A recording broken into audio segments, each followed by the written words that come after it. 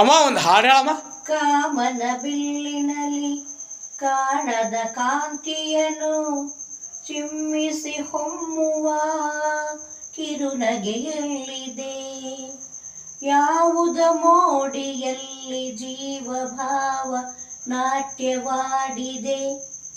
ಮನಸ್ಸಿನ ರೂಪ ಮಂಗಳ ದೀಪ ಆನಂದ ತಂದಿದೆ.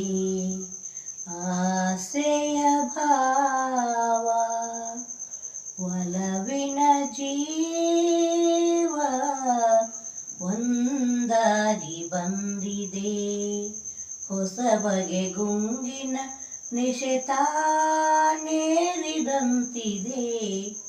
ಆಸೆಯ ಭಾವ ಒಲವಿನ ಜೀವ